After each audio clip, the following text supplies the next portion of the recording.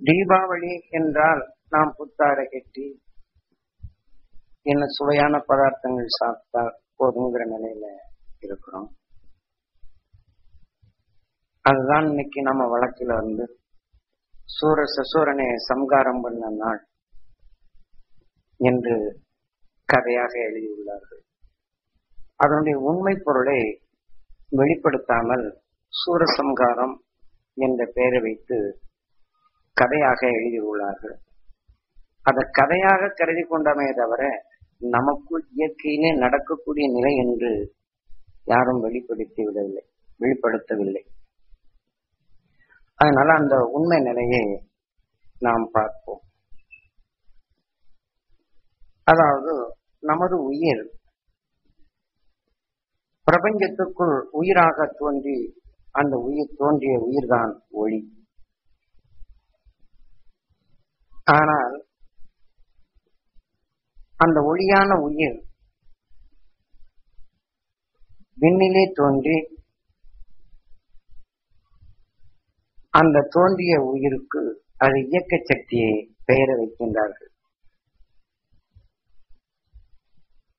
அந்த உயிரின் இயக்கம் அது எந்தெந்த நிலையில் செயல்படுகிறது என்பதை உணர்த்துவதற்கு உயிரின் துடிப்பான நிலை துடிக்கும் இந்த சக்தியை ஈஸ்வரா என்றும், துடிக்கும் போது ஏற்படும் வெப்பம் விஷ்ணு என்றும், ஆனால் அந்த துடிப்பு நிலைக்குள் ஏற்படுவதோடு அது ஈர்க்கும் காந்த சக்தியும் அது உருவெடுக்கும் போது லட்சுமி என்றும், தன் அருகிலே இருக்கக்கூடிய பொருளை தன்னுடன் அணைக்கும் போது எந்த பொருளை இந்த உயிருடன் இணைக்கின்றதோ அது உஷ்ணம் சூடாகி உருவெறும் சக்தி பராசக்தி என்றும், நாம் அந்த காந்தம் இழுத்து தனக்குள் இணைத்துக் கொண்டு அது ஒரு பொருளாக உருவெறும் அந்த ஆற்றலை பிரம்மா என்றும், அது எக்குணமான எம்மனத்தை தன்னுடன் உயிருடன் ஒன்றை செய்கின்றதோ அதற்கு பெயர் சரஸ்வதி என்றும், நம் உயிரின் இயக்க சக்தியை நாம் அறிந்து கொள்வதற்கு அன்று ஞானிகள் இப்பெயரை வைத்தார்கள். ஆக உயிரை கடவுள் என்றும், அது ஈர்த்து தனக்கு ஒவ்வொரு உணர்வின் குணத்தை இரையாக்கும் போது இறைவா என்றும், எக்குணத்தின் சக்தியை அதுக்குள் அதை இணைத்துக் கொண்டதோ அந்த உணர்வின் செயலே தெய்வம் என்றும் பெயரை வைத்து, ஆக இந்த உயிரின் இயக்க சக்திக்குள் இப்பொருள்கள் இயங்குகின்றது என்ற இந்த உண்மையை உணர்த்துவதற்கு அந்த மெய்ஞானிகள் பெயர் வைத்தார்கள். இன்று விஞ்ஞானிகள் இன்றைக்கு ரேடியோ எடுத்துக்கொண்டால் அதற்குள் இருக்கக்கூடிய ஒவ்வொரு உறுப்புகளுக்கும் தனித்தனி பெயரை இட்டு வால்யூம் என்றும் மைக் என்றும் இப்படி பெயரை வைப்பது போல அன்று மெய்ஞானிகள் ஒரு உயிரின் இயக்க சக்தியை அது எவ்வாறு இயங்குகின்றது என்ற உண்மையை உணர்த்தினார்கள். ஆக அந்த ஒளி உயிராக துடிக்கும் போது தீப ஒளி, அந்த தீப வழி என்று ஆரம்பத்தில் தோன்றிய அந்த உயிர் அந்த ஒளியைதான் தீபம் என்று அதன் வழி நமது பூமிக்குள் வரும்போது பல சக்திகளை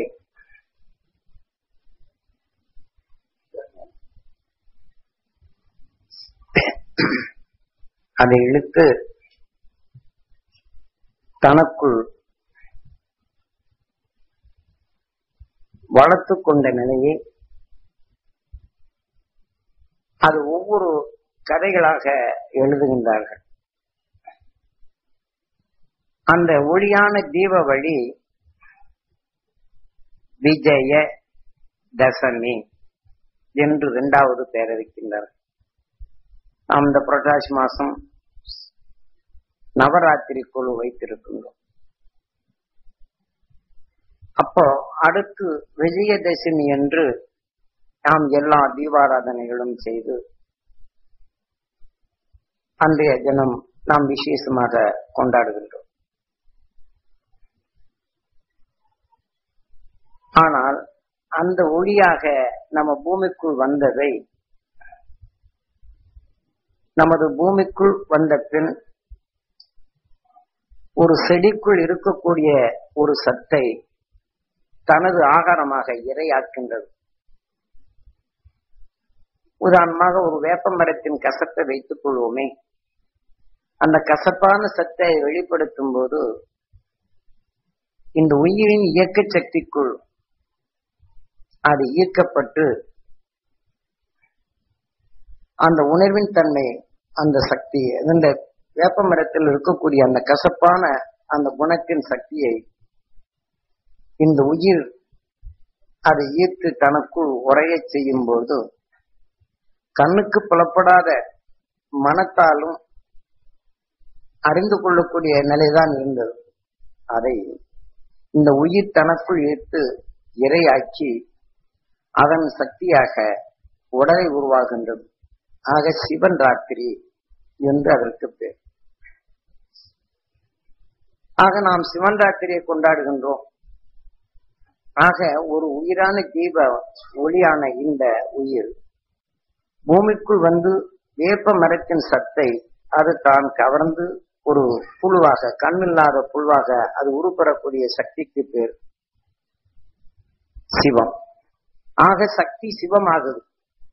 அந்த சிவமானத்தின் அது தனக்குள் எந்தெந்த குணத்தின் சக்தியை தனக்குள் சேர்க்குதோ, சிவத்தினுடன் ஐக்கியமாகுதோ, அப்ப அந்த ஐக்கியமாகக்கூடிய இறைவா அது தான் எடுத்துக்கொண்ட உணர்வுகள் அதற்குள் இறையாக்கி அந்த உணர்வின் செயலாக தெய்வமாக அது இயங்குகின்றது என்ற இந்த உண்மையை காட்டுவதற்குத்தான் அன்று மெய்ஞானிகள் காட்டினார். ஆக சிவன் ராத்திரி ஆனத்தின் தனக்குள் எந்த வேப்ப மரத்தின் சக்தியை அது தான் சுவாசித்ததோ அதே மனம் அதன் உடலிலிருந்து வெளிப்படுகின்றது. வெளிப்பட்ட மனம் இந்த உயிரை உண்டாக்கிய அந்த உயிருக்குள் மீண்டும் அந்த மனத்தை இயக்கப்படும் போது எந்த மரத்தின் சத்தை எடுத்து, இலையின் சத்தை எடுத்து அது உருவற்றதோ அதே இலையை ஆகாரமாக தேடி நகர்ந்து செல்லுகின்றது. வேப்ப மரமோ தான் இருந்த இடத்திலிருந்தே தனது ஆகாரத்தை எடுத்து மரம் வளர்கின்றது. அந்த செடி வேப்ப மரத்துக்குள் இருக்கக்கூடிய சத்தை இந்த உயிர் தனக்குள் கவர்ந்து அது கண்ணில்லாத புழுவா வரும்போது அதுல எந்த சத்தின் மனத்தை வினையாக சேர்த்து கொண்டதோ அந்த மனத்தை மீண்டும் தான் சுவாசிக்கும் போது தான் புசித்து எந்த இலைகள் உருவானமோ அந்த இலையை தேடி நாடி செல்லுகின்றது தன் பசியை போக்க. ஆக அவ்வாறு நகர்ந்து செல்லும் போது வாசனை வருகின்றது. எட்டாத தூரத்தில் அந்த இலை இருக்கின்றது. எட்டாத தூரத்தில் இருக்கக்கூடிய அந்த இலையை தான் பருகுவதற்கு அது ஏங்கி தவிக்கின்றது. அதை பார்க்க வேண்டும் என்று இவ்வாறு அது பார்க்க வேண்டும் என்று எண்ணி ஏங்கி அது சுவாசித்த அந்த உணர்வுகள் அதற்குள் வினையாக சேர்த்து அந்த புழுவின் உடலுக்குள் தான் பார்க்க வேண்டும் என்ற இயக்கமும் அது சுவாசித்த அந்த உண்மையை அறிய வேண்டும் என்ற இந்த உணர்வின் ஆற்றல் அதுக்குள் விளைந்து அந்த புழு உடலுக்குள் வினையாக சேர்த்து புழு இறந்து விடுகின்றது. பின் அந்த உடலிலே விளைய வைத்த அந்த சத்தின் தன்மை கொண்டு அந்த புழுவின் உயிராத்மா வெளியில வரும்போது இன்னொரு செடியில் விழுந்து அந்த சத்தை எடுத்து உருபெறும்போது கண்ணுள்ள புழுவாக தோன்றுகின்றது. ஆக அந்த கண்ணுள்ள புழுவா தோன்றும் போதுதான் அஷ்டமியிலே கண்ணன் பிறக்கின்றான் என்ற கோகிலாஷ்டமியை, கோகிலாங்கிறது பல லீலைகளை அது ஆடும் நிலை வந்து இப்ப கண் கொண்டு கண் இல்லாத போது வாசனை ஒன்றைதான் அறிகின்றது. கண் தெரிந்த பின் ஒவ்வொன்றையும் தான் சுவாசிக்கும் போது அந்த உணர்வின் தன்மைக்கொப்ப இந்த உடலின் இயக்கமாகின்றது. தான் கோகிலாஷ்டமி. பல நிலைகள் தனக்குள் உணரும் பார்க்கும் நிலை வரும்போது அதை நுகர்ந்து தனக்குள் இயக்க சக்தியாக மாறும் நிலையை அது உணர்த்துகின்றார்கள். ஆக கண்ணன் அஷ்டமியிலே பிறக்கின்றான், சிவன் இரவிலே பிறக்கின்றான். கண்ணன் அஷ்டமிங்கிற போது கோள்களுக்கு சுயேட்சையான வெளிச்சம் இல்லை, அது இருளுக்குள் பிறக்கின்றான். ஆக கண்ணனுடைய அப்பன் யாரு? வாசுதேவன். இந்த உயிர் தனக்குள் சுவாசித்த அதை எடுத்துக்கொண்ட அந்த உணர்வை தனக்குள் இந்த உடலாக உருவாக்கி உடல் பெற்ற பின் தான் சுவாசித்த அந்த உணர்வுக்குள் இருட்டறைக்குள்.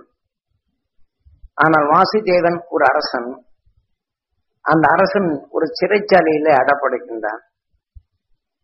ஆனால் அடப்பட்ட அந்த சிறைக்குள் நின்று அவன் தன்னை தற்காத்துக் கொள்ளக்கூடிய உணர்வின் தன்மை சுவாசித்து அங்கே பிறந்ததுதான் கண்ணன். இருட்டறைக்குள் சிறையிலே பிறந்தான் கண்ணன் என்று கண்ணனுக்கு பெயர் அளிக்கின்றார்கள். ஆக கண்ணில்லாத போது இருளாய் இருக்கின்றோம். அதற்கு பின் கண் தெரிந்த பின் நல்லதை கெட்டதை அறிந்து நாம் செயல்படுகின்றோம் என்ற இந்த நிலையத்தால் கண் தோன்றிய பின் சூர சம்பாரம், அசுர சக்தியை அழித்தல், தீயதிலிருந்து தன்னை காத்தல் என்று தீபாவளி என்று சொல்வது போல உயிர் ஒளியான பின் தான் பார்க்க வேண்டும் என்ற ஏக்கத்தின் நிலைகள் கொண்டு அந்த ஏக்கத்தால தோன்றியதுதான் இந்த கண்ணன். கண்ணா பரந்தாமா ஆபத் பாந்தவா என்று சொல்வது போல கண்ணன் நம்ம கண் தான் அந்த ஆரம்ப நிலை. அந்த புழுவுக்கு ஏற்படுத்தப்பட்ட இந்த கண் பரவி கிடக்கும் அனைத்தையும் பரந்தாமா அனைத்தும் தமக்குள் அந்த புழுவின் உடலுக்குள் காட்டுகின்றது, அறிய செய்கின்றது, உணரச் செய்கின்றது என்று அனைத்தையும் தெரிய செய்கின்றது. இப்போ இருளுக்குள் இருந்தாலும் பெரும் உலகை காணும் நிலை வருகின்றது. ஆக உயிரான இந்த அரசன் தனக்குள் எடுத்துக்கொண்ட உணர்வின் தன்மை கொண்டு புழுவாக ஒரு உடல் பெறும்போது அதை சிறைச்சாலையாக நின்று வெளி உலகை அறிய செய்யும் இந்த சக்தியாக கண் தோன்றி அந்த ஒளியை அறியும் தன்மை, உண்மையை அறியக்கூடிய சக்தி வருது. இதுதான் தீபாவளி. இப்ப கண் தெரிந்த ஒருபாடு இப்போ தன் இறையை தேடி செல்லுகின்றது. கண்ணு தெரிந்த புழு ஒரு இலையை அதை தன் எந்த இலையில் பிறந்ததோ அதே ஆகாரத்தை தேடி செல்லும் போது அப்போ அங்கே எதிரியான குருவி இதை விழுங்க எண்ணுகின்றது. அது புழுவை விழுங்கி தன் ஆகாரமாக அது பசியை எடுத்துக் கொள்கின்றது. அவ்வாறு எடுத்துக்கொள்ள அது நினைக்கும் அந்த நிலையில் இந்த கண் தெரிந்த ஒருபாடு குருவியை பார்த்த உடனே அதனுடைய ஆட்டத்தை பார்த்து அது ரசித்து நிற்கின்றது. அது சப்தம் போட்டு அது ஆடுகின்றது. அதனின் வலையிலே சிக்க வைப்பதற்கு ஒளியை இனிமையாக ஒளியை எழுப்பி அந்த குருவி கத்துகின்றது. அப்போ அந்த உணர்வின் தன்மை இந்த புழு பார்க்கும்போது அதை ஏங்கி பார்க்கின்றது. அப்படி பார்க்கும் அந்த நிலையை இந்த கண்ணுக்குள் இருக்கக்கூடிய கருவெளிக்கு பேர் ருக்மணி. அந்த குருவி தனக்குள் பதிவு செய்து அது ஆட்டத்தை ரசிக்க பார்க்கின்றது. அதே சமயம் அந்த குருவி இந்த புழுவை விழுங்க வேண்டும் என்று நினைவு கொள்வது. அந்த நினைக்கும் போது அது சுவாசித்து அந்த உணர்வின் எண்ணமாக அந்த உடலை இயக்குகின்றது. ஆக அது எண்ணிய இந்த உணர்வுகள் தான் சுவாசித்து அந்த உணவின் கண்ணாலேயே இது விழுங்க பார்க்கின்றது. அப்போ இந்த புழுவோ அந்த குருவியை பார்க்கும்போது அது எண்ணிய எண்ண அலையே இந்த சத்தியபாமா என்ற இந்த உணர்வு உண்மை அறிய வேண்டும் என்று, உண்மையை அறிய வேண்டும் என்று, பார்க்க வேண்டும் என்றுதான் ஏங்கியதில் கண் தோன்றியது. கண் தோன்றிய பின் அந்த இலையை தனக்கு பசி இலை தீர்ந்துருச்சு. திரும்பி பார்க்கும்போது அங்க குருவி உட்கார்ந்துட்டு இருக்கு. இது விழுங்க பார்க்கு. அப்ப அது விழுங்கி இதை விழுங்க வேண்டும் என்று இந்த உண்மையை அந்த குருவியின் கண்ணிலிருந்து இந்த புழுவின் மேல் படுகின்றது. இந்த புழுவோ அந்த குருவியை பார்க்கும்போது அந்த எண்ணிய எண்ணத்தை தான் கவர்ந்து சத்தியபாமா அந்த உண்மையை தனதா காட்டி சுவாசிச்சவுடன் உயிரிலே பட்டு அது கடைகின்றது. ஆக இதை தன்னை விழுங்க எண்ணுகின்றது என்ற உணர்வை எண்ணத்தை அதுக்குள் உணர்த்தி நீ உன்னை நீ தப்பித்துக்கொள் என்று இந்த உணர்ச்சியை உந்தி அது துரைத்து விடுகின்றது. நீ தப்பித்துக்குள் இல்லவென்றால் உன்னை விழுங்கிவிடும் என்ற உண்மையை சொல்லுகின்றது. நான் கண்ணன் வெண்ணையை திருடி எல்லோருக்கும் கொடுக்கிறான் என்ற கதையும் எழுதி கண்ணன் கீதா உபதேசம் சொல்லுகிறான் என்றும் அசுரனிடமிருந்து காத்து தன்னை ரட்சிக்கின்றான் என்ற நிலை.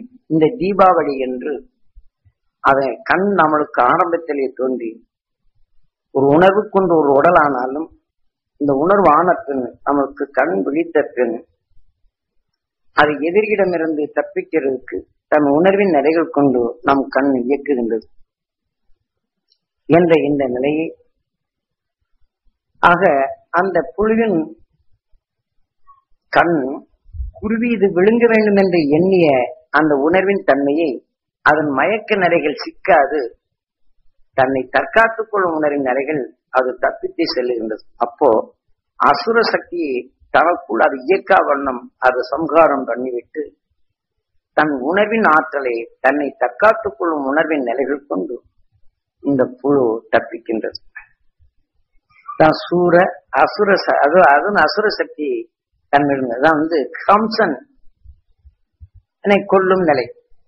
அவன் சக்தி பெறுவதற்காக அவன் தனக்கு குழந்தைகளை எல்லாத்தையும் பொதுவாக குழந்தைய பிறக்கக்கூடிய எல்லாம் கொல்லணும்னு சொல்லிட்டு ஒரு கதையை எழுதி வச்சிருப்பாங்க. அதே போல இப்ப தான் வளர்வதற்காக எந்த ஜீவனானாலும் அதை தான் புசித்து தான் எடுத்துக்கொண்ட அந்த நிலையை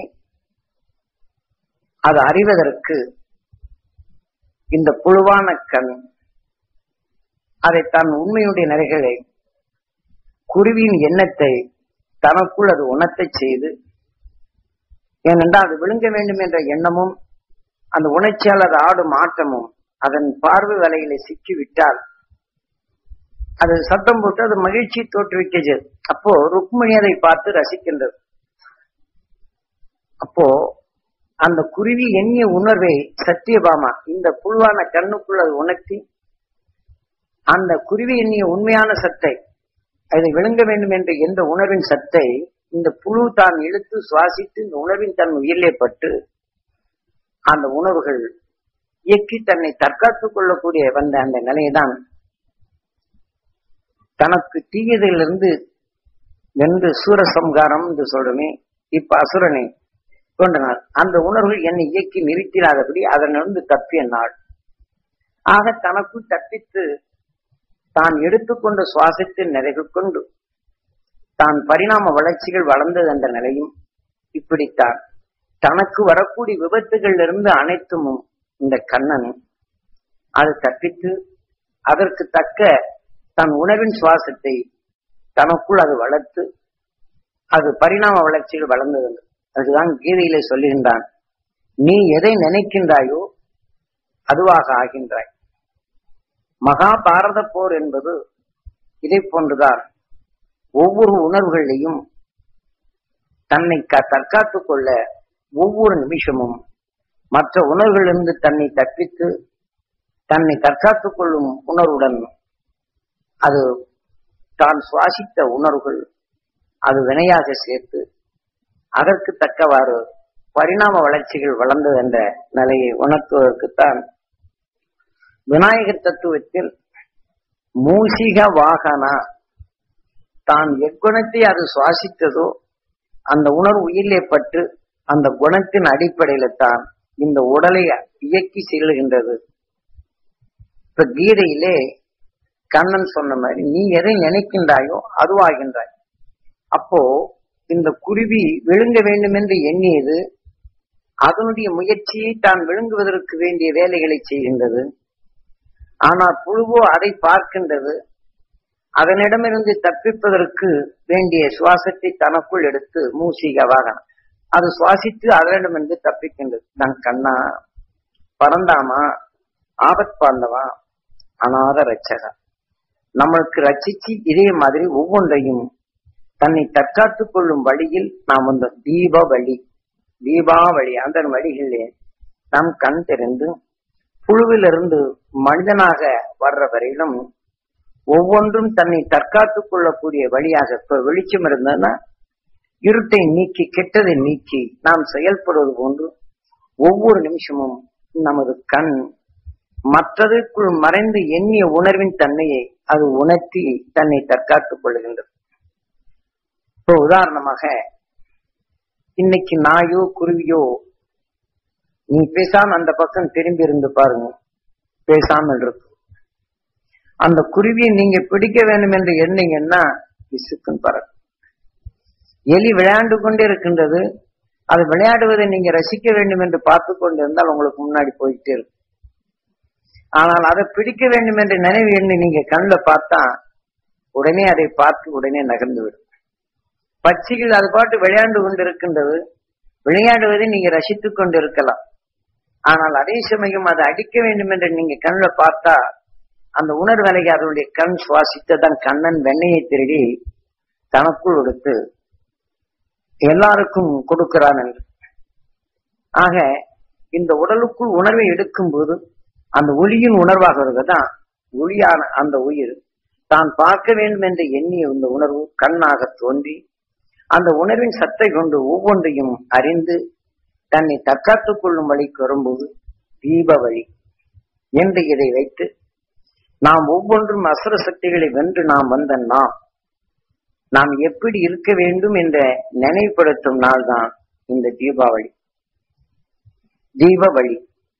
ஆக உயிர் ஒளியாக தோன்றியதை இங்கே நவராத்திரி, நம்ம இந்த உடலுக்குள் முதல்ல சிவராத்திரி ஒரு உயிர் ஒளியாக நின்று அதற்குள் இந்த புழுவாக அந்த உடலுக்குள் அடைப்பட்டு இப்படி தனக்குள் ஒவ்வொரு நிலையும் தனக்குள் தன்னை தற்காத்துக் கொள்ளக்கூடிய வேண்டும் என்ற இந்த உணர்வை தனக்குள் சுவாசித்து அந்த உணர்வின் தன்மை அந்த உயிருடன் ஒன்றிய நிலைகள் விளைந்து அதற்கு தக்கவாறு பரிணாம வளர்ச்சிகள் வளர்ந்து வந்த பின் நாம் இப்ப மனிதனா வந்திருக்கிறோம் என்று இந்த தீபாவளி நாளை கொண்டாடுவதற்கும் நவராத்திரி கொலு நாம் புழுவிலிருந்து மனிதனா வர்ற வரையிலும் பல கோடி குணங்கள் நாம் எடுத்துக்கொண்ட குணங்களுக்கு ஒப்ப நாம ஒவ்வொரு உருவம் பெற்றோம் என்ற இந்த நினைவுபடுத்தி நம்ம உடலுக்குள் இயக்க சக்தியாக கொழுவிட்டிருக்கும் அந்த சக்தியை உணர்த்துவதற்கு தான் நவராத்திரி என்று கொழு வச்சு காண்கிறது. புழுவிலிருந்து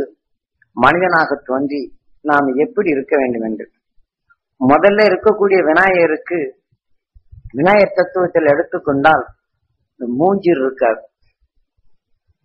முதல்ல விநாயகர் தத்துவத்தை எடுக்கப்படும் போது அதுக்கு மூஞ்சூர் இருக்காது. காரணம் அதுக்கு பல வகைகள் மற்ற வகைகள் வைத்திருப்பார்கள். நாம் ஆரம்ப நிலைகள் ஒவ்வொன்றும் தன்னை தற்காத்துக் கொள்ளக்கூடிய உணர்வின் தன்மை கொண்டு தான் வளர்ந்து வந்தது என்ற இந்த உண்மையை உணர்த்துவதற்குத்தான் விநாயகர் தத்துவத்தில் வைத்திருப்பார்கள்.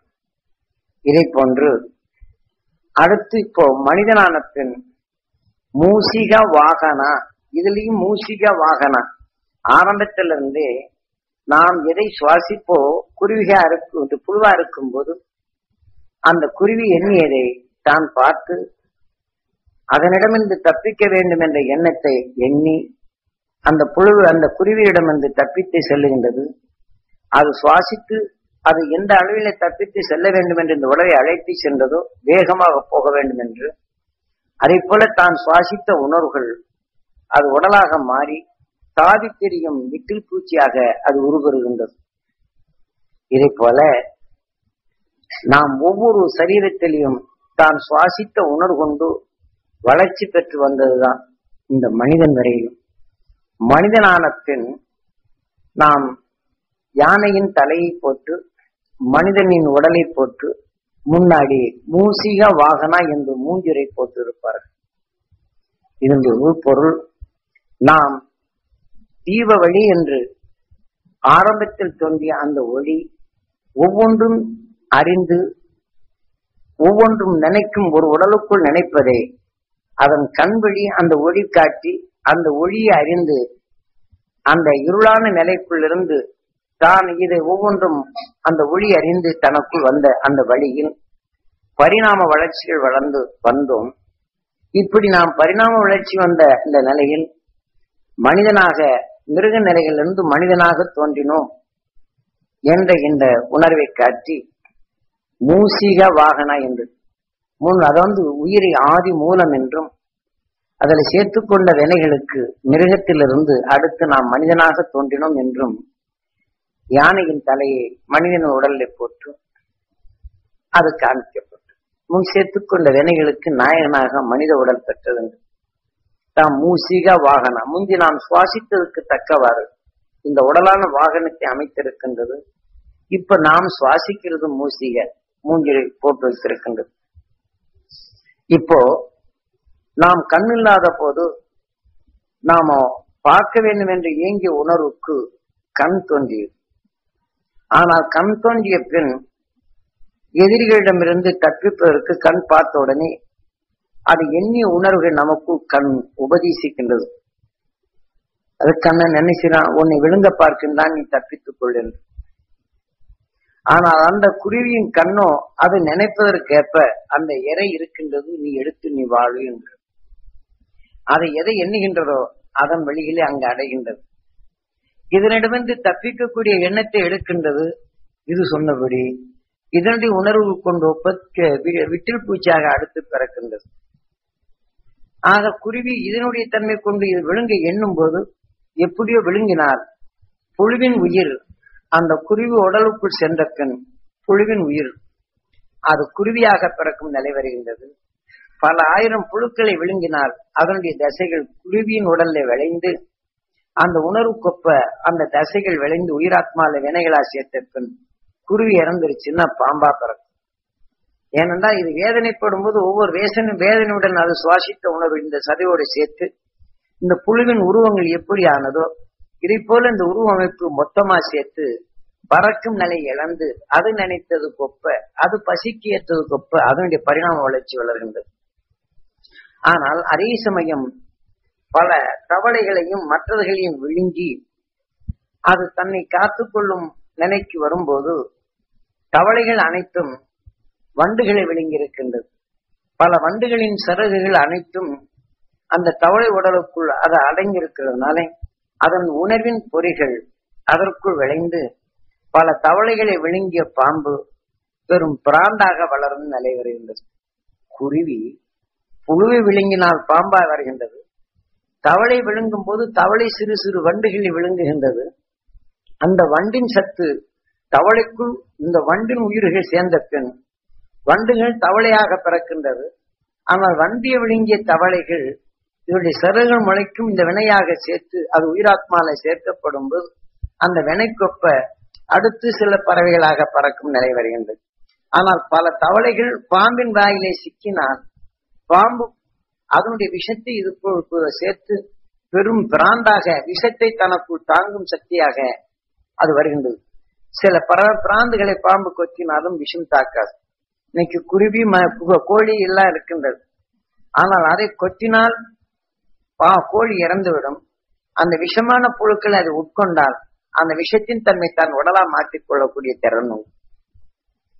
விஷஜந்துகளை விழுங்கி அந்த நினைவு கொண்டு அது உருவரும் மாற்றங்கள் ஏற்படுகின்றது. இப்படி புழுவாக இருக்கும்போது விஷத்தின் தன்மை மிருகம் வரையிலும் விஷத்தின் தன்மை அனைத்தையும் தன் உடலாக மாற்றிக்கொண்டு தன்னை தற்காத்துக் கொள்ளும் உடலாக அது அமைத்துக் கொள்கின்றது. ஆனால் உட்கொள்ளும் விஷத்தின் தன்மை எதுவாக இருந்தால் தன் உடலாக மாற்றிவிட்டு நல்லதை புறம் மலமாக மாற்றி விடுகின்றது. ஆனால் மனிதனான பின் நாம் இவை அனைத்தும் மூசிக வாகனா என்று மூஞ்சுரை காட்டும் போது இப்போ ஒருவன் தவறு செய்கிறான் என்றால் நாம் கண்ணிலே பார்க்கின்றோம்.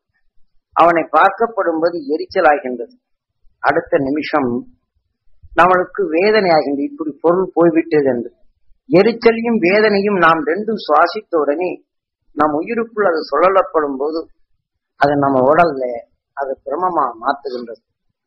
ஆனால் அதே சமயம் அந்த வேதனையான சத்துகள் உமிழ்நீரா மாறி நம் உடலுக்குள் நஞ்சா சேருகின்றது. நாம் ஒரு பாலுக்குள் சத்தான நிலையில் நாம் விஷத்தை விட்டு சாப்பிட்டால் அது எப்படி மயக்க செய்கின்றதோ அதே போல நமக்கு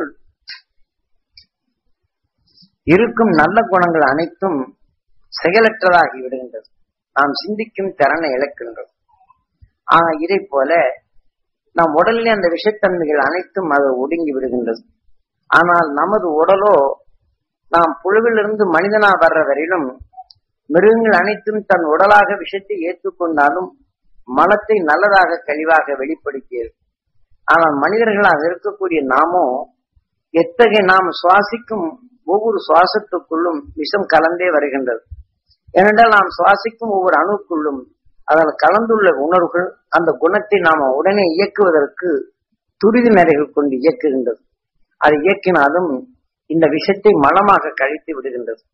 நாம் சாப்பிடும் ஆகாரத்துக்குள் இருக்கக்கூடிய விஷத்தையும் மலமாக மாற்றி நம்ம உடலை நாம் அறிந்துணர்ந்து செயல்படும் சக்தியாக அது ஆறாவது அறிவாக வெளிப்படுகின்றது.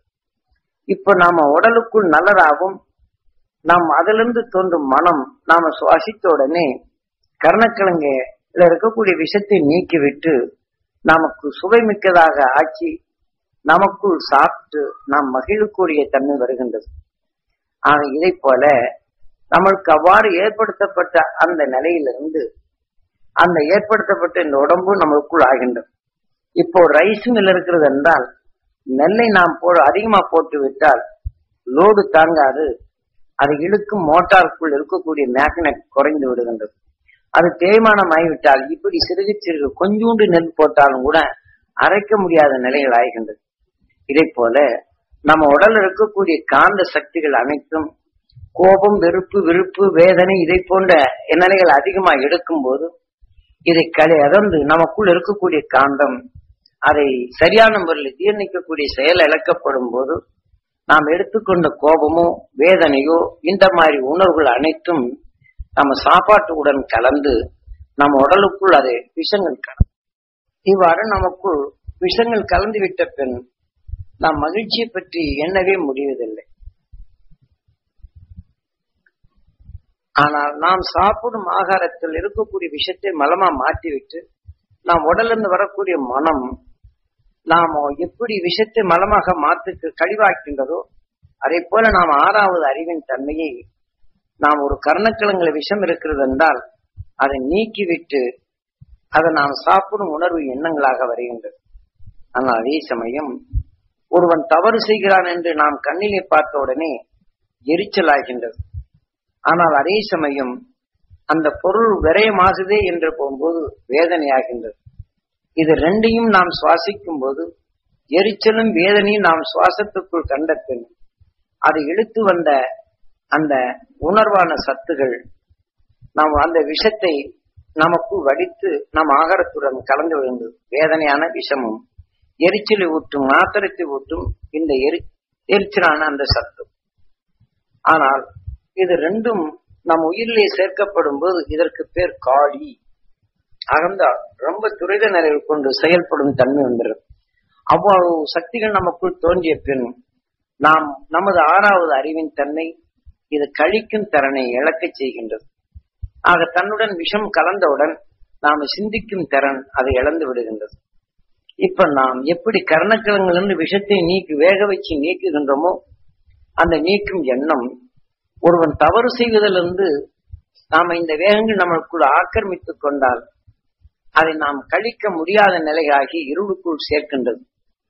ஆக அந்த வழி இப்ப நாம் உயிர் ஒளியா நின்று ஒரு உடலை பெற்ற பின் அறிய வேண்டும் என்று எண்ணி கண் தெரிந்து இப்ப கெட்டதென்ற நிலைகள் வந்தாலும் அதை நாம சுவாசித்த பின் என் உடலுக்குள் வந்து அது விஷத்தை ஊற்றி என் சிந்தனை குலைக்க செய்யும் அந்த உணர்விலிருந்து மீட்டுக் கொள்ளக்கூடிய சக்தியாக திறன் வாய்ந்த நமது ஆறாவது அறிவை நாம் செயலிழக்க செய்யும் நிலைக்கு வந்து விடுகின்றது. ஆக நாம் பார்த்த உடனே இந்த விஷயங்கள் கலந்து நாம் சிந்திக்கும் செயல் இழக்கப்படும் போது இதிலிருந்து நாம் எப்படி தப்புவது என்ற இந்த உண்மையை உணர்த்துவதற்குத்தான் அன்று சூரசம்ஹாரம் என்று காட்டி அந்த உண்மையை தீய சக்திகளிலிருந்து, ஏனென்றால் தவறு செய்வதன் அவனா இருக்கின்றான், ஏனால் பொருள் போச்சு என்று வேதனைப்படும் போது விஷமாகின்றது. ஆனால் அவனை பார்த்த உடனே தவறு செய்தவனை பார்த்த உடனே எரிச்சலாகின்றது. இந்த உணர்வை நாம சுவாசித்து விட்டால் எனக்கும் நோயாக மாறுகின்றது. ஏனென்றால் பசியின் ஏக்கத்தில் இருந்தது ஆரம்பத்தில் கண் இல்லாத போது நகர்ந்து சென்று அது வேதனையான பின் அதிலிருந்து காக்க வேண்டும் என்று பார்க்க வேண்டும் என்று உணர்வை சுவாசித்தது கண் தெரிந்தது. அப்ப கெட்டதை நீக்கி நல்லது எது என்று அறிந்துணர்ந்து செயல்படும் அவ்வழியில வந்த நாம் வளர்ச்சி அடைஞ்ச பின் கெட்டதென்று நம்மளுக்கு தெரிகின்றது. ஆனால் கர்ணக்கிழங்கு புறநிலையிலிருந்து வேக வைத்து விடுகின்றோம். ஆனால் அதே சமயம் ஒரு தவறான உணர்வுகள் நாம் அறிய உதவுகின்றது. இப்பொருள் சேதமாகிவிட்டால் அது எவ்வளவு நஷ்டமாகுகின்ற நிலையை வேதனை என்ன செய்து சிந்திக்க செய்கின்றது. இந்த சிந்தனை செய்யக்கூடிய இந்த வேதனை உணர்ச்சிகள் தோன்றிய பின், அந்த செயலாக்கிய பின், இந்த உணர்வுகள் நம் உணர்வுடன் சேர்ந்து அந்த உணவுடன் சேர்ந்து விடுகின்றது. இப்படி சிறுக சிறுக நமக்குள் அந்த விஷம் உருவருகின்றது. அதை தடைப்படுத்துவது எப்படி என்ற இந்த நிலைதான் சூர சம்ஹாரம்.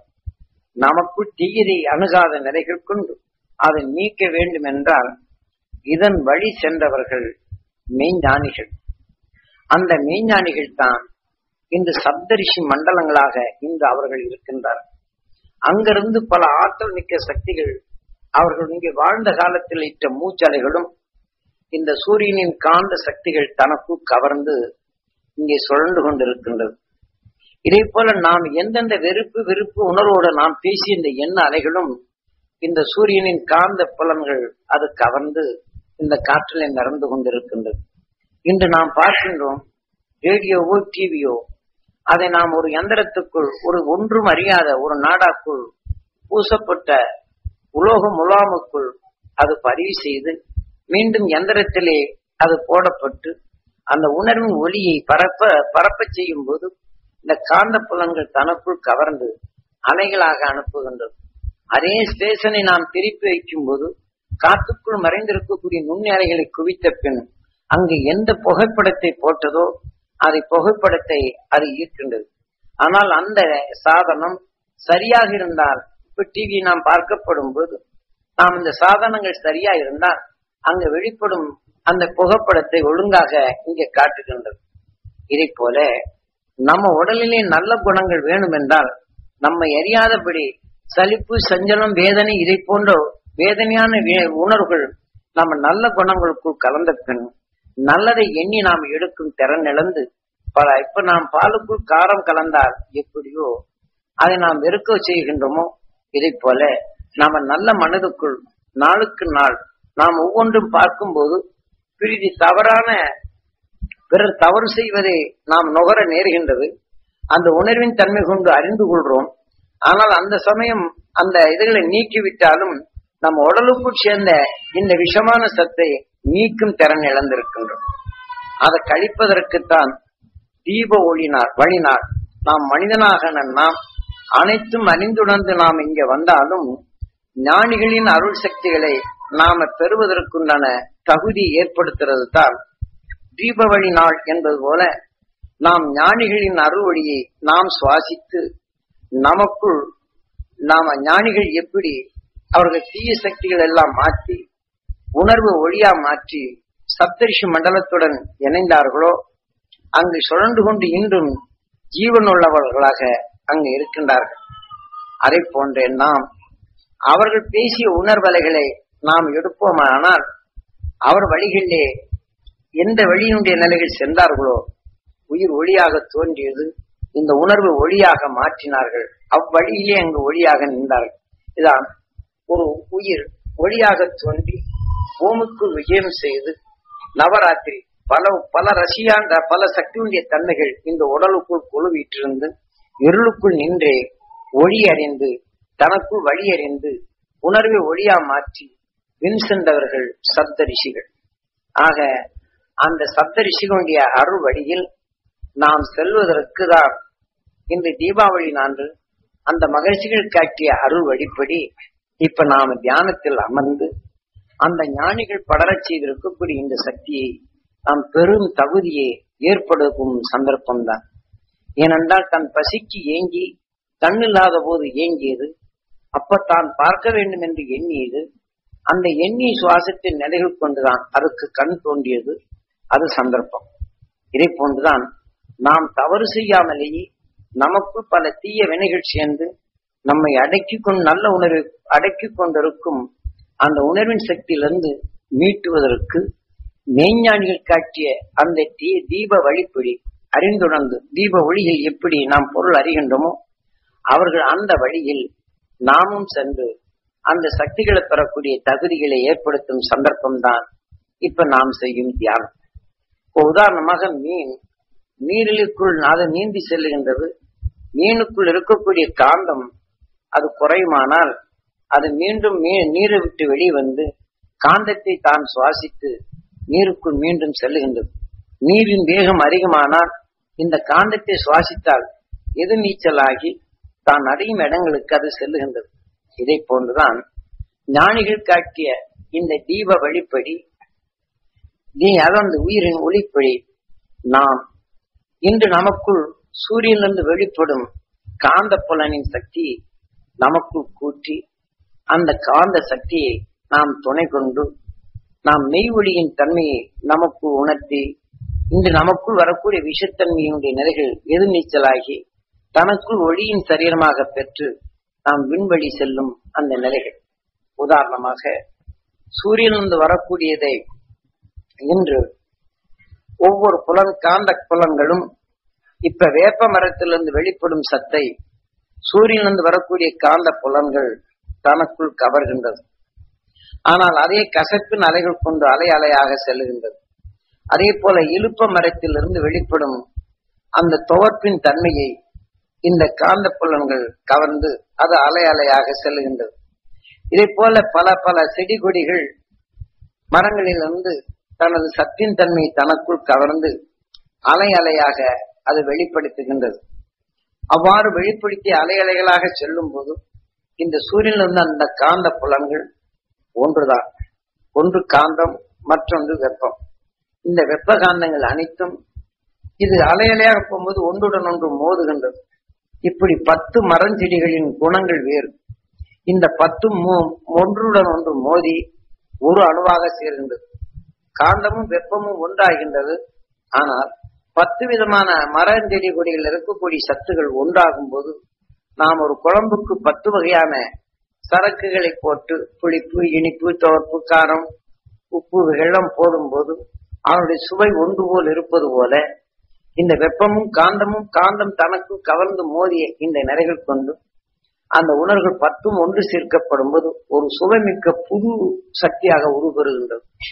அவ்வாறு உருப்பெற்ற அந்த காந்தமும் அதற்குள் இருக்கக்கூடிய வெப்பமும் அதிகமாகும் போது அது பூமிக்குள் பட்ட உடனே அந்த 10ஐயும் சேர்த்து தனித்தனியாக சிற்றலைகளாக சேரும் போது அது ஈர்க்கும் திறன் பெறுகின்றது.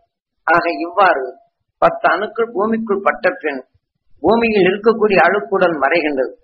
ஒரு மின்னல் தாக்கும் போது இதற்குள் இருக்கக்கூடிய காந்த புலன்கள் துடிக்கும் நிலையும் பூமிக்குள் இருக்கக்கூடிய ஈர்ப்பு நிலைகள் வரப்போகும்போது இயக்க சக்தியாக மாறி இந்த 10ம் சேர்த்த ஒரு அணுவின் தன்மை ஒரு புதுவிதமான செடியாக தனக்குள் இருப்பதை கவர்ந்து எடுத்து புதுவிதமான செடிகளாக மாறுகின்றது.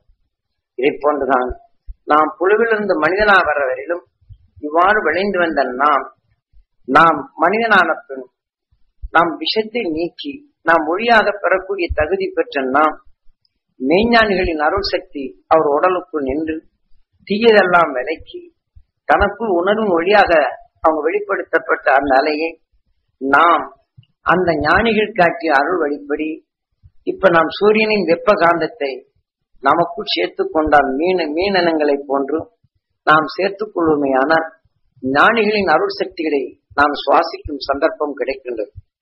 ஆக அந்த ஞானிகளின் அருள் சக்தியை நாம் பெற வேண்டும் என்று நாம் அதை சுவாசிக்கும் போது அந்த உயிருக்குள் பட்டு அந்த உணர்வின் அலையாக நாம் இந்த சரீரத்தை இந்த மூஷிக வாகன மெய்வழியின் தன்மை கொண்டு அந்த வழியில் அழைத்து செல்லுகின்றது. கீதா உபதேசம் சொல்வது போல நீ எதை நினைக்கின்றாயோ அவ்வழியில் அது நீ எதை நினைக்கின்றாயோ அதுவாகின்றாய்.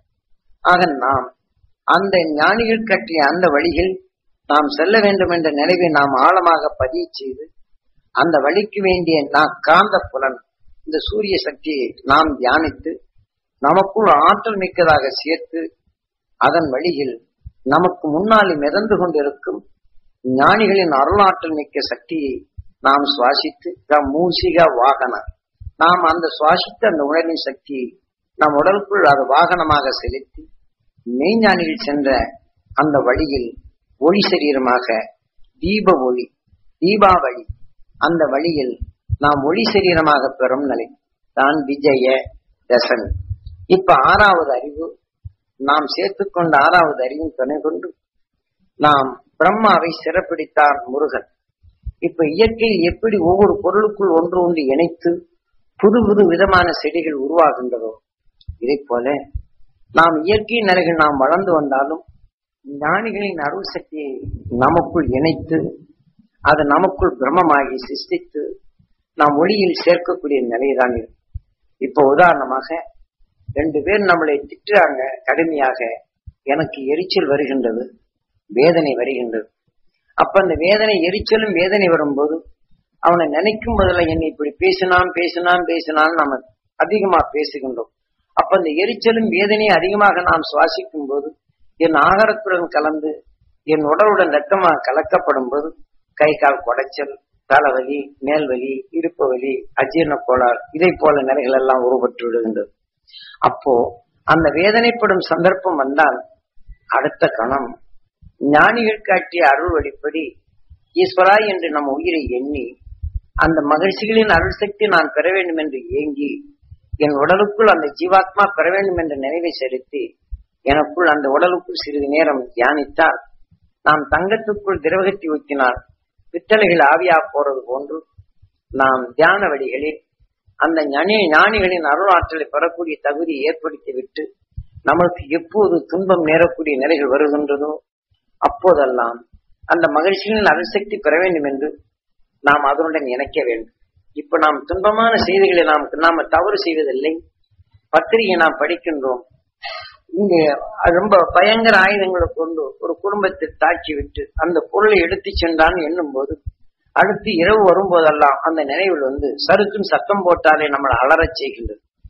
ஆனா அது போன்ற நிலைகள் நமக்குள் எதை பதிவு செய்கின்றோமோ அந்த பய உணர்வுகளும் வேதனையும் இப்படி ஆய்விட்டதே என்ற அந்த உணர்வு உமிழ்நீரா சேர்த்து நம் உடலுக்குள் பதிவானதை நாம் நீக்கப்பட வேண்டும் என்றால் இப்போ நாம் தியான வழிப்படி இந்த தீப ஒளிப்படி இந்த உயிர் எப்படி தான் எண்ணியபடி கண் தெரிய வேண்டும் என்று எண்ணி வேண்டியதோ இதை போல மெய்ஞானின் அறுவழியை நாம் பெற வேண்டும் என்றால் அதை எண்ணி அதை சுவாசித்து அந்த உமிழ்நீரை நம் உடலுக்குடன் கலக்கப்படும் போது தங்கத்துக்குள் விட்ட திரவகத்தை நீக்கியது போன்று நாம் எவ்வளவு கூடிய வேதனையோ எரிச்சலான நிலைகள் இருந்தாலும் அது சமப்படுத்த முடியும்.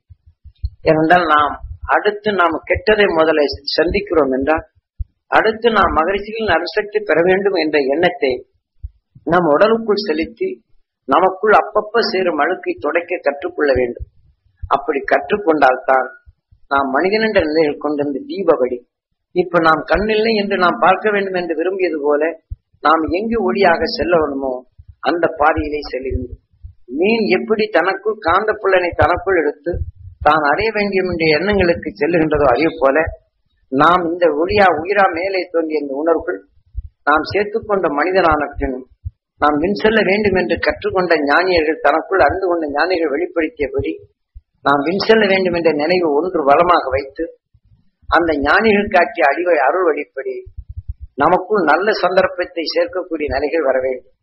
அந்த நிலைக்குத்தான் இப்ப நாம் தியானத்தை நாம் கூட்டி அந்த சூரியனின் காந்த சக்தியை நாம சேர்த்து அந்த ஞானிகளின் அருளாற்றலை நாம் பெற்று நாம சுவாசித்து நம்ம உடலுக்குள் சேரும் தீய சக்திகளை மாற்றிவிட்டு நமக்குள் நல்ல உணர்வாக வளர்த்து உயிர் ஒளியாக தோன்றியது போலும் நம்ம உடல்ல இருக்கக்கூடிய உணர்வுகள் அனைத்தும் ஒளியாக மாற்ற முடியும்.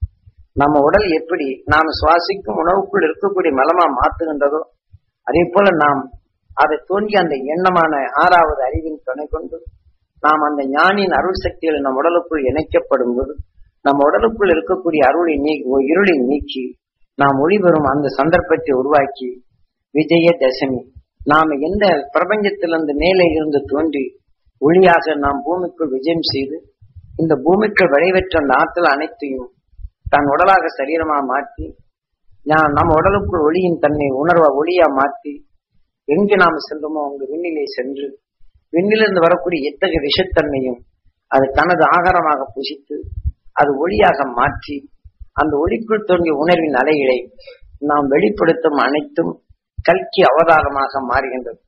ஏனென்றால் நாம் மனிதனான பின் நம் உடலிருந்து விளைய வைத்த நிலையை நாம் விண்ணிலே சென்ற பின் அந்த உணர்வின் எண்ண அலைகள் மற்ற நிலைகள் கலந்து உருவாக்கும் மனித அதன் உயிரினங்களை உருவாக்கும் நிலையும் உயிரினங்களுக்கு வேண்டிய ஆகாரமும் அது கொடுத்துவதும் சக்தி பெறுகின்றது. ஆகவே இந்த மனித ஆனத்தின் மிருக நிலைகள் என்று மனிதனானமோ அன்றே முழு முதற் கடவுள் என்றும் பாடியுள்ளார்கள்.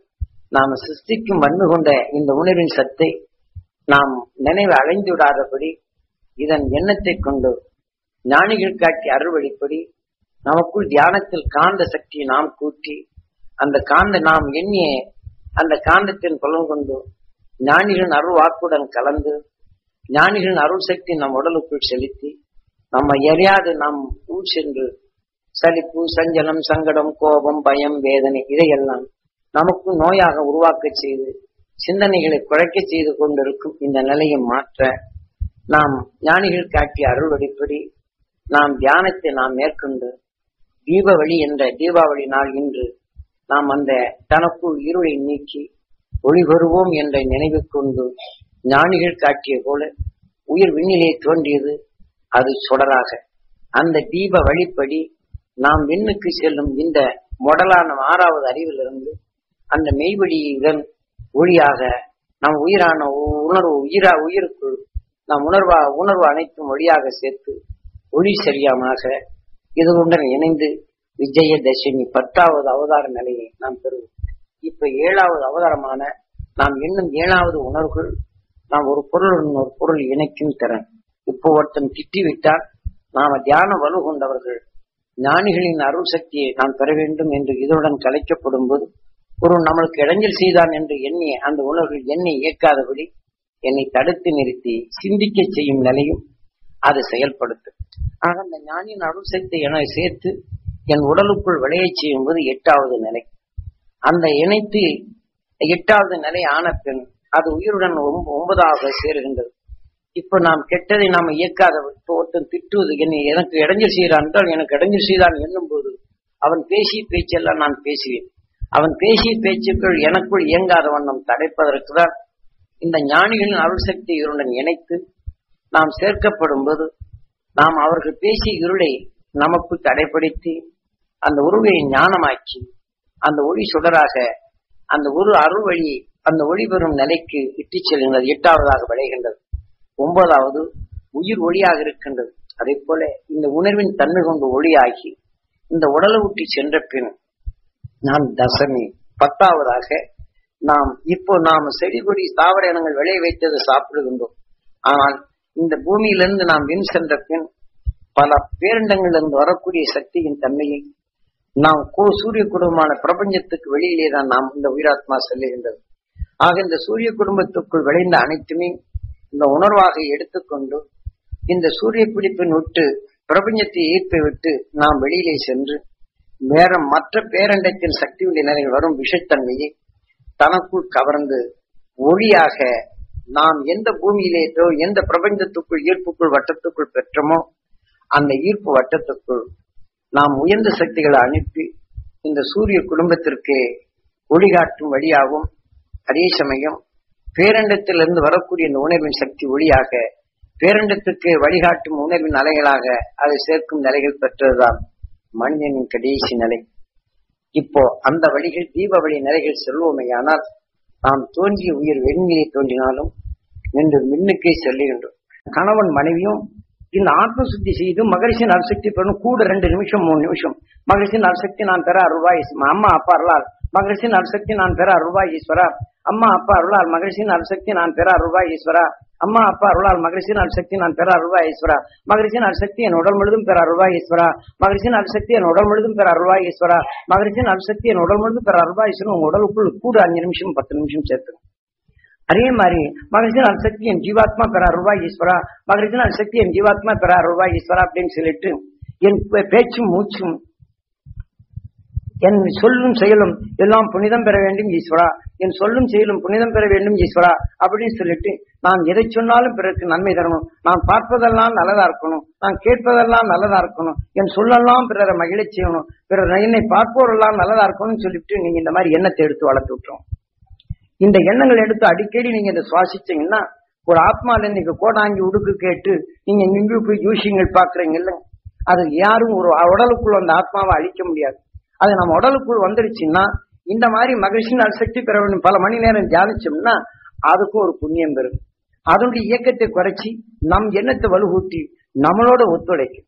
ஒரு தங்கத்துல திரவத்தை ஊத்தினால் எப்படியோ இதே மாதிரிதான் அசுர சக்திகளை நாம இன்னைக்கு தீபாவளி நாளா இருக்கும்போது அசுரனை சம்ஹாரம் பண்றோம்னா நாம் இந்த மாதிரி செய்தோம்னா நம்மள அசுர சக்தி நமக்குள் இயக்காதபடி, நம்ம சொல்லுக்குள் அது நிக்காதபடி, நம் உடலுக்குள் அது நிக்காதபடி, நம்ம உடலுக்குள் நாம் நல்ல சொல்லாக வரக்கூடிய மகிழ்ச்சியின் அருசக்தி நான் பெற அருள்வாய் ஈஸ்வரா. அம்மா அப்பா அருளால் மகிழ்ச்சியின் அருசக்தி நான் பெற அருள்வாய் ஈஸ்வரா. அம்மா அப்பா அருளால் மகிழ்ச்சியின் அருசக்தி நான் பெற அருள்வாய் ஈஸ்வரா. மகிழ்ச்சியின் அருசக்தி என் உடல் முழுதும் பெற அருள்வாய் ஈஸ்வரா. மகிழ்ச்சியின் அருசக்தி என் உடல் முழுதும் பெற அருள்வாய் ஈஸ்வரா. மகிழ்ச்சியின் அருசக்தி என் உடல் முழுதும் பெற அருள்வாய் ஈஸ்வரன். உங்க உடலுக்குள் கூட 5 நிமிஷம் 10 நிமிஷம் சேர்க்கணும். அதே மாதிரி மகிழ்ச்சியின் அருசக்தி என் ஜீவாத்மா பெற அருள்வாய் ஈஸ்வரா. மகிழ்ச்சியின் அருசக்தி என் ஜீவாத்மா பெற அருள்வாய் ஈஸ்வரா அப்படின்னு சொல்லிட்டு என் பேச்சும் மூச்சும் என் சொல்லும் செயலும் எல்லாம் புனிதம் பெற வேண்டும் ஈஸ்வரா. என் சொல்லும் செயலும் புனிதம் பெற வேண்டும் ஈஸ்வரா அப்படின்னு சொல்லிட்டு நான் எதை சொன்னாலும் பிறருக்கு நன்மை தரணும். நான் பார்ப்பதெல்லாம் நல்லதா இருக்கணும். நான் கேட்பதெல்லாம் நல்லதா இருக்கணும். என் சொல்லெல்லாம் பிறரை மகிழச் செய்யணும். பிறர் என்னை பார்ப்போரெல்லாம் நல்லதா இருக்கணும்னு சொல்லிட்டு நீங்க இந்த மாதிரி எண்ணத்தை எடுத்து வளர்த்து விட்டுறோம். இந்த எண்ணங்கள் எடுத்து அடிக்கடி நீங்க இதை சுவாசிச்சீங்கன்னா ஒரு ஆத்மால நீங்க கோடாங்கி உடுக்கு கேட்டு நீங்க இங்கு போய் ஜூசிங்கள் பாக்குறீங்க இல்ல, அது யாரும் ஒரு உடலுக்குள்ள அந்த ஆத்மாவை அழிக்க முடியாது. அது நம்ம உடலுக்குள் வந்துருச்சுன்னா இந்த மாதிரி மகிழ்ச்சியினால் சக்தி பெற வேண்டும் பல மணி நேரம் தியானிச்சோம்னா அதுக்கும் ஒரு புண்ணியம் பெறும். அதனுடைய இயக்கத்தை குறைச்சி நம் எண்ணத்தை வலுகூட்டி நம்மளோட ஒத்துழைக்கும். ஒரு தங்கத்துல திரவத்தை ஊத்தினால் எப்படியோ இதே மாதிரிதான் அசுர சக்திகளை நாம இன்னைக்கு தீபாவளி நாளா இருக்கும்போது அசுரனை சம்ஹாரம் பண்றோம்னா நாம் இந்த மாதிரி செய்தோம்னா நம்மள அசுர சக்தி நமக்குள் இயக்காதபடி, நம்ம சொல்லுக்குள் அது நிக்காதபடி, நம் உடலுக்குள் அது நிக்காதபடி, நம்ம உடலுக்குள் நாம் நல்ல சொல்லாக வர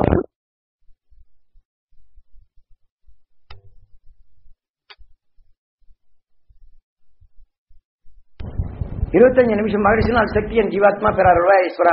மகிழ்ச்சியினால் சக்தி என் ஜீவாத்மா பெற அருள்வாய் ஈஸ்வரா. மகிழ்ச்சியினால் சக்தி கண்ணை திறந்து ஏங்கிட்டே இருக்கணும். அப்புறம் இதே மாதிரி மகிழ்ச்சியினால் சக்தி என் உடல் முழுதும் பெற அருள்வாய் ஈஸ்வரா. மகிழ்ச்சியினால் சக்தி என் உடல் முழுதும் பெற அருள்வாய் ஈஸ்வரா. கண்ணை திறந்தது கண்ணை மூடி மகிழ்ச்சியினால் சக்தியால் என் உடல் உள்ள நோய்கள் அனைத்தும் நீங்கி நான் நலம் பெற அருள்வாய் ஈஸ்வரா. இந்த ஆஸ்மா நீங்கி நான் நலம் பெற அருள்வாய் ஈஸ்வரா. மகிழ்ச்சியினால் சக்தியால் என் ஆஸ்மா நீங்கி நான் நலம் பெற அருள்வாய் ஈஸ்வரா அப்படின்னு சொல்லிட்டு இது 10 நிமிஷம் சொன்னா அதே 10 நிமிஷம் இது மாதிரி சொல்லுங்க. திருப்பி நீங்க சொல்லிட்டாங்க. இந்த சுவாசத்தை உங்களுக்குள்ள எடுங்க. நீங்க எப்படி நம்ம எண்ணத்தினால் நம்ம உடலுக்குள் சீக்கா வந்ததோ அதை இதே மாதிரி செய்து நீங்க நிகழ்த்தி பண்ணி பாருங்க. உங்க மூச்சின் பேச்சு இது செல்ல செல்ல இங்க வேறு ஊனி இதே உணர்வு காந்த புலன்கு தனக்குள் கவர்ந்து இந்த எண்ணங்கள் என்னைக்கும் உங்களை சுத்தி கவர்ந்து நிற்கும். நாம் பேசின காந்த புலன் இருக்குது, அதே வேக்கி நம்ம கூட்டுறோம். இந்த பேசிய காந்த புலன் நமக்குள் எடுத்து எதெல்லாம் நல்லது எண்ணமோ அது மீண்டும் நம்ம உடல்ல பெரிய பாதுகாப்பு அவசரமா இருக்கும். இதை பிளந்துதான் மற்றது வரணும். இப்படி நமக்குள் நீங்க பெருக்கி பாருங்க. உங்களை நம்புங்க. சாமியை நம்புறீங்க, சாமியார் நம்புறீங்க, ஜோசியத்தை நம்புறீங்க, மந்திரத்தை நம்புறீங்க, எல்லாத்தையும் நம்புங்க. இந்த தீப வழி நாம் இந்த உயிர் எப்படி ஒளியா பெற்ற ஒவ்வொன்றும் படைத்ததோ அதை படைத்து பார்க்க வேண்டும் என்று கண்ணை பிறந்ததோ அந்த கண் திறந்த பின் நாம் பார்த்த உடனே ஒரு பொருள் நல்லது கெட்டது என்று அறியும் தன்மை வந்து அதன் வழியிலேயே அறிந்தறிந்து தன்னை தற்காத்துக்குள் உணர்வை தனக்குள் சுவாசித்து இன்னைக்கு நமக்குள் வந்ததோ தான் கீதா உபதேசம் சொல்லுகின்றான். கீதையில் என்ன செய்யறான்? கண்ணன் வழிகாட்டுகின்றான். சாரதியா இருக்கிறான். நம்ம கண் என்ன செய்து சாரதியா இருக்கிறது, நல்லதையும் கெட்டதையும் காட்டுகின்றது. அர்ஜுன் என்ன செய்யறான்? சகல வித்தைகளும் கற்றிருக்கிறார். ஆக நமக்குள் தீயதை மாய்க்கும் நிலையை நீ இன்னது செய்ய என்று கீத உபதேசம் சொன்னின்றார். ஆக நமக்குள் ஒவ்வொரு நிமிஷமும் போர் நடந்து கொண்டேதான் இருக்கு. மகாபாரத போர். ஆக குருச்சேத்திர போருங்கிறது நாம் உடலுக்குள் சேர்த்துக்கொண்ட அனைத்து அலைகளும் நமக்குள் அலை மோதும் போது நம்ம அறியாம திண்டாடி கொண்டிருக்கிறோம். ஆக நம் உயிரான குருச்சேத்திர போருங்கிற போது இந்த இறைவனான உயிருக்குள் நமக்குள் போராடி இந்த உடலுக்குள் வரும்போது தீயது அணுகாது தன்னை தற்காத்துக் கொள்ளும் நிலையை கீதை கண்ணன் சொன்ன வழிகளிலே நாம் மகிழ்ச்சியின் அருளுடையே அந்த கண்டுமானால் நமக்குள் இருள் நிலையை நீக்கி நாம் ஒளிநிலை பெற்று அதாவது விஜய தசமி 10வது ஒளிநிலையை நாம் பெறுகின்றோம். ஆக குருச்சேத்திர போரனை நாம் எடுத்துக்கொண்ட அனைத்தும் குருச்சேத்திரமான இந்த உயிர் நமக்குள் இங்கு சேத்திரமாக அமைந்து நாம் விளைத்துக் கொண்ட அனைத்துமே இந்த குருச்சேத்திரம் ஒவ்வொருத்தரும் எண்ணியது. அவள் அப்படி செய்தார்களே, இப்படி செய்தார்களே, நான் இப்படி வேலை செய்யணும்னு நினைச்சேனே, எனக்கு இவன் தீங்கு செய்தானே என்ற நிலையிலே இந்த உணர்வின் போர் முறைகள் இங்கே வந்து விடுகின்றது. அவை அனைத்தும் நினைவு கொள்ளும் போதெல்லாம் கண்ணுக்குள் நினைவாகி அனைத்தும் நினைவாக நிலைகளை கொண்டாடுறான். ஆக இந்த குருச்சேத்திர போர் பலருடைய எண்ண அலைகள் நாம் தாக்கப்படும் போது ஒரு நிலையான நிலைகளை நாம் அனைத்தும் ஒன்றாக இணைக்க செய்யும் நிலை இது. பல சரக்குகளை நாம் எடுத்து ஒரு குழம்பாக்கி ஒரு சுவையாக்கி சுவை கொண்டதாக நாம் ஆக்குவது போல பலருடைய எண்ணங்கள் எட்டது தீயது என்று நாம் எண்ண வேண்டியதில்லை. காரம் புளிப்பாகவே இருக்கின்றது, காரம் காரமாக இருக்கின்றது. ஒரு குழம்புக்குள் காரத்தை போட்டால் அந்த காரம் காரம் என்று காரமான குழம்பு என்று சொல்லுகின்றோம். அதே போல நமக்குள் இருக்கக்கூடிய நல்ல உணர்வுகளே அடிக்கடி கோபம் என்றால் கோபக்காரன் என்று வந்துவிடும். அடிக்கடி சலிப்பு என்று வந்துவிட்டால் அந்த சலிப்பின் உணர்வை வியாபாரமும் அப்படிதான் இருக்கும், உடலையும் அப்படிதான் இருக்கும். நம்மை பார்க்கிறது நம்மளுக்கு எதிரியாவே நாம் பார்க்கிறவங்கள எவ்வளவுதான் இப்படிதான் தான் வந்தது. ஆக நம்முடைய உணர்வு நீ எதுவாக நினைக்கின்றாயோ அதுவாக ஆகின்றாய். இந்த கீதையிலே மூசிக வாகனா எதை நீ சுவாசிக்கின்றாயோ அந்த உணர்வின் குணமே இந்த உடலை அழைத்து செல்லுகின்றது விநாயகர் தத்துவம். ஆகவே நாம் இது ஒவ்வொருத்தரும் நாம் அந்த குருச்சேத்திர போராக இன்று நாம் நினைத்து இந்த உயிர்க்குள் இன்று கீதையிலே காட்டப்பட்டது. குருச்சேத்திர போருக்கு சங்கநாதம் ஊதுகின்றான். ஆக மெய்வொழியான நிலைகள் இந்த குருச்சேத்திர போரில் நாம் என்ன வேண்டும்? உயிரான குருவை காக்க அந்த மெய்வொழிகள் காட்டிய மெய்ஞானி வழியில் நாம் அந்த ஒளியை நமக்குள் சேர்த்தா நமக்குள் அறியாத இரு நீங்கி அந்த குருச்சேத்திர போரிலே அவனுடன் அவனாக நாம் ஒன்றி அவனாக நாயாகின்றோம். விஜய தசமி ஆக இந்த தீபாவளி நாள் தீப ஒளியான நாள் நாம் பெறுவோம். மனிதனா பிறப்பது மிக மிக அபூர்வம். நாம் ஒரு பொருள் பிரம்மாவை சிறப்பிடித்தார் என்று சொல்லும் போது ஒரு சூரியனிலிருந்து வரக்கூடிய ஒரு வெப்ப காந்தம் ஒரு வேப்ப மரத்தின் கசப்பை தனக்குள் கவர்ந்து கொண்டால் அந்த அணுவும் ஒரு இன்னொரு இழுப்ப மரத்தின் கசப்பை அது துவர்ப்பை தனக்குள் எடுத்துக்கொண்டால் ரெண்டும் மோதும் போது இது ரெண்டும் சேர்த்து ஒரு ருசியாக மாறுகின்றது. நாம குழம்பை வைக்கும் போது எல்லாம் ஒரு மழை மாறுகின்றது. ஆக நாம அப்ப எத்தனையோ நாய்களையும் மாடுகளையும் நாம் உற்பத்தி ஆகின்றோம். இயற்கையிலே சந்தர்ப்பத்தால் ஒன்றுடன் ஒன்று இணைக்கப்படும் போதுதான் அந்த சந்தர்ப்பம் தான் பிரம்மம். நாம ஒவ்வொரு நிமிஷமும் ஒன்றை உருவாக்க வேண்டும் என்று நினைத்தால் அது உருவரை செய்கிறோம். அதே போலதான் நமக்குள் அந்த ஒளியான சரீரத்தை நாம் பெற வேண்டும் என்ற நிலையை நாம் உயிருடன் நிலை நாம் குருச்சேத்திரப்போ நமக்குள் எத்தனையோ எண்ணங்கள் இருந்து இது மோதி நமக்குள் பல அலைகளாக இருந்து இதற்குள் நாம் போர் செய்து கொண்டே இருக்கின்றது. ஆக நாம் உயிருடன் இருக்கக்கூடிய நிலைகள் ஒவ்வொரு நிமிஷமும் நாம் எண்ணும்போது வேலைக்கு போகணும், நாள் எந்திரிச்சு படகடப்பு, நாம் பிள்ளைக்கு ஏதாவது செய்யணும், இதை போல நமக்குள் எடுத்துக்கொண்டு உணர்வு நினைவலையாக இயக்கப்படும் போது அந்த போர் முறைகளிலே கண்ணன் காட்சியை வழிகொண்டு மெய் வழியான நாம் எப்படி பார்க்க வேண்டும், தன் பசியை போக்க வேண்டும் என்று எண்ணி அது கண் பிறந்ததோ அதே வழியில் நாம் மெய் வழியை பாட வேண்டும் என்று இயக்கலைகள் நாம் இருக்கும்போது அந்த மெய் வழியின் தன்மை நமக்குள் பெறும். அதற்குத்தான் ஒரு நிமிஷம் 2 நிமிஷம் மகிழ்ச்சியின் அல்சக்தி நான் பெற வேண்டும். ஏனென்றால் படைத்து அவருக்குள் உணர்வை நீக்கி ஒளியாக சென்றவர்கள் அவர் வழிகளிலே தீபாவளி அவர்களுடைய வழியிலே நாம் செல்வோம், அந்த அருள் வழியை பெறுவோம்.